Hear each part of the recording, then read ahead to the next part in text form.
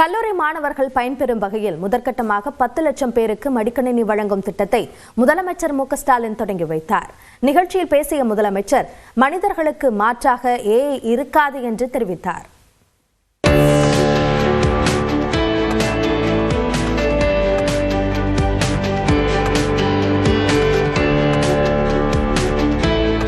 தமிழ்நாட்டில் கல்லூரியில் பயிலும் மாணவ மாணவியருக்கு 20 லட்சம் மடிக்கணினிகள் வழங்கும் திட்டம் செயல்படுத்தப்படும் என 2025-26 ஆண்டுக்கான நிதிநிலை அறிக்கையில் அறிவிக்கப்பட்டது.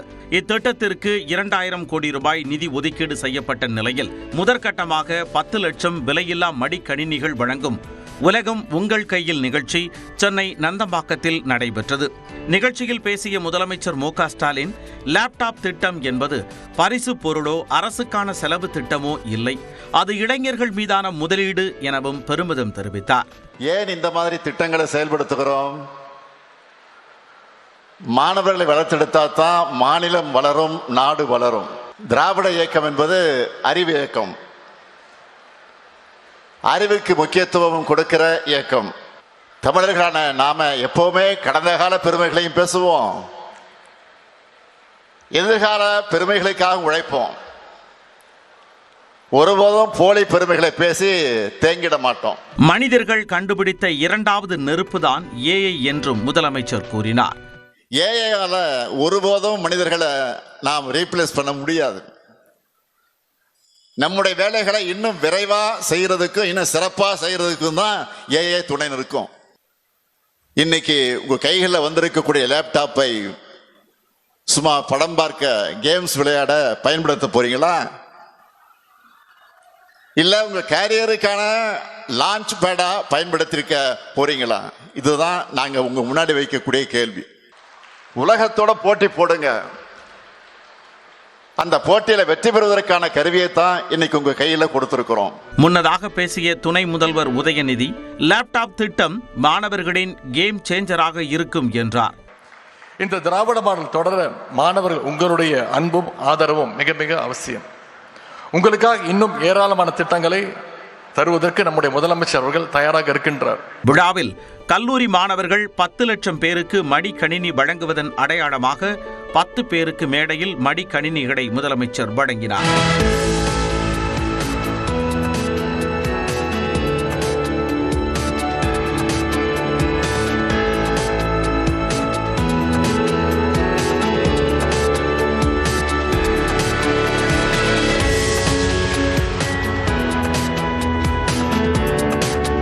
இதில் ஏஐ, ரேம் எல்லாமே ஜாஸ்தி இருக்குன்னு சொல்லியிருக்காங்க.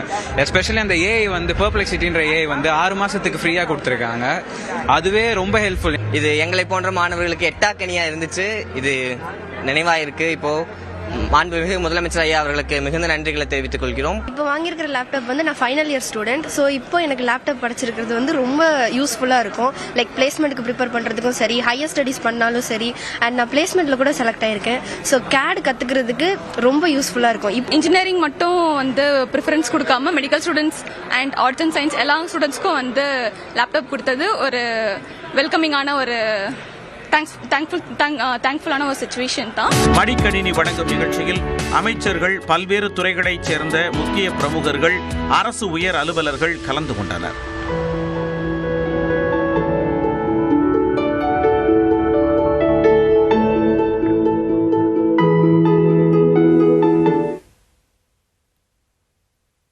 பத்து லட்சம் மாணவர்களுக்கு விலையில்லா மடிக்கணினி வழங்கும் நிகழ்ச்சியில் அமைச்சர்கள், நடிகர்கள், தொழில் முனைவோர் பங்கேற்று கல்வியின் முக்கியத்துவத்தை எடுத்துரைத்தனர்.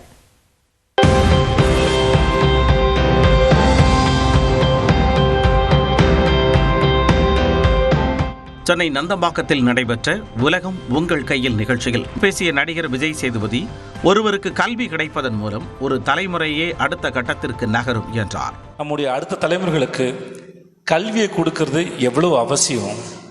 ஒருத்தர் கல்வி கிடைக்கிறது மூலமாக அந்த தலைமுறை, அந்த குடும்பம் அவர்கள் அடுத்த கட்டத்தை நகர்ந்து போகிறாங்க.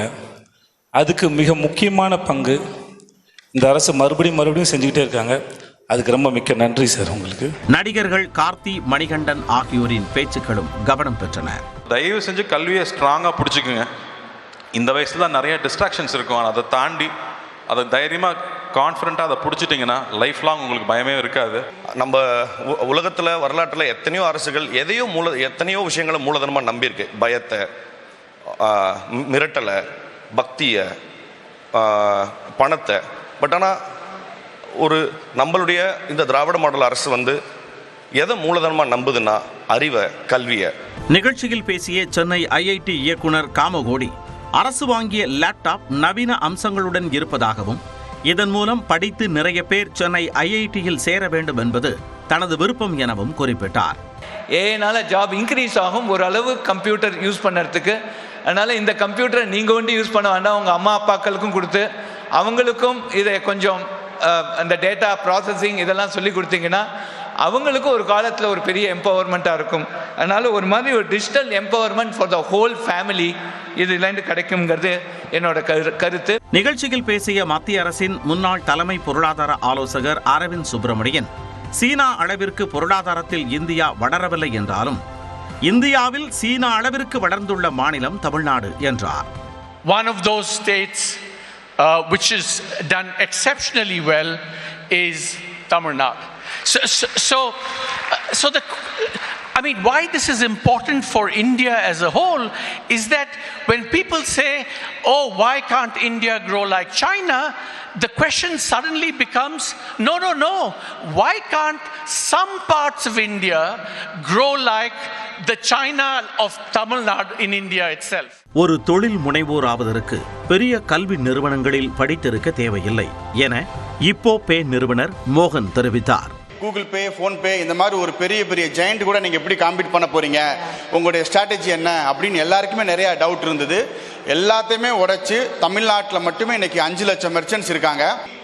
கவர்மெண்ட் ஸ்கூலில் படித்து ஒரு கவர்மெண்ட்லேருந்து நிதி வாங்கி என்னால் இவ்வளோ பெரிய கம்பெனி ஆரம்பிக்க முடியும்னா இங்கே நிறைய பேர் ஸ்டூடெண்ட் இருக்கீங்க. என்னை விட பல மடங்கு ஒரு பெரிய லெவலில் வரலான்ட்டு எனக்கு அது நம்பிக்கை இருக்குது. மாணவர்களுக்கு விலையில்லா மடிக்கணினி வழங்கும் நிகழ்ச்சியில் இஸ்ரோ முன்னாள் இயக்குனர் மயில்சாமி அண்ணாதுரை உள்ளிட்டோரும் கலந்து கொண்டனர்.